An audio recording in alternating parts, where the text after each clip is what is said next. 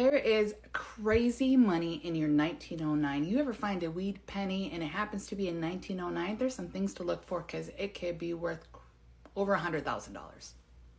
Now, if you already got my Penny Hunters Wheats of Shields, I don't just leave you hanging just because you bought the book. I need to discuss with you, and I'm going to be talking about randomly some pennies that you're going to be looking for, what they're worth, and this is on Amazon, Penny Hunters Wheats of Shields, this thick book. And if you got my book, get it out right now because you're going to have to get a pencil. Get a pencil for this because we're going to talk about some things and it's good to have this and just add it to your year. Okay, let's talk about your 1909. In the book, there's 4 different kinds of 1909s, okay? And you're going to circle this one, the 1909 VDBS. This is the key date. This one had super low mintage. That is the ultimate one that you're looking for this year. Not saying that these other ones are not worth a lot of money because they can be, but this is the ultimate one. Okay, you circled that one, all right. Okay, if you got the book, I want you to do this. You're gonna find where I have the 1909, the doubled die obverse for this year, but I want you to look at Liberty and see that extra doubling. So I want you to put a note in there to also look for the RTY for the doubling in that as well, okay? Because that will add to your 1909 doubling for this year. How much are these worth? So for this particular variety, and I kind of want to just talk mostly in mint states because mint state is everything. Do you know how difficult, let me just say this first. Do you know how difficult it is to have a high mint state for this year? Very hard. Even for current coins, it's very difficult to have a high mint state. So this had to be well protected.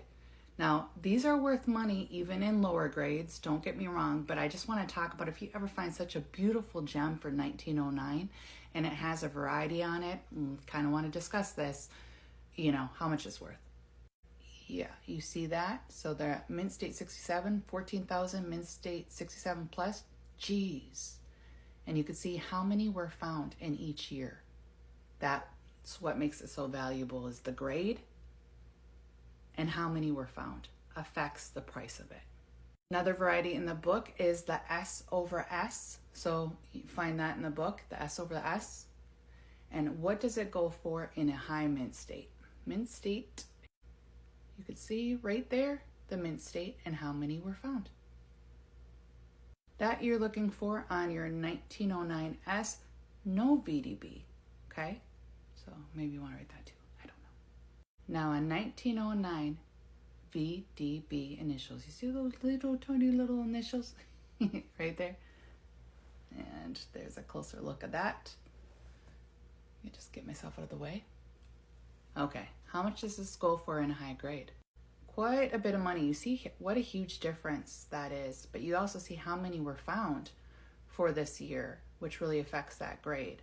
You see there was only 5 of them found, and that's why it's worth so much. Plus, obviously it's just so hard to get it in that high grade. And when you start going down in grade, you could see just for like a mint state 62, it's still worth $40. So even sometimes highly circulated stuff, there's still value in 1909, regardless, even if it's in a lower mint. Your 1909S, no VDB. How much is this in a high mint state? A lot. It's a lot. And the key one, the mother of all mothers this year, is the 1909S VDB. Again, the initials are right here. There's going to be an S mint mark and you're going to have those initials. That is freaking amazing. Look at this. Yeah, so they're not playing. It's so rare to find this coin anyways, but to have it in a high mint state, over $100,000. There was 17 of these. That's still a lot of money. Even for 17 found, that's still such crazy money for this year. And mint states go up to 70, so we're just talking about mint state 67 here. Anyways, hope that was helpful.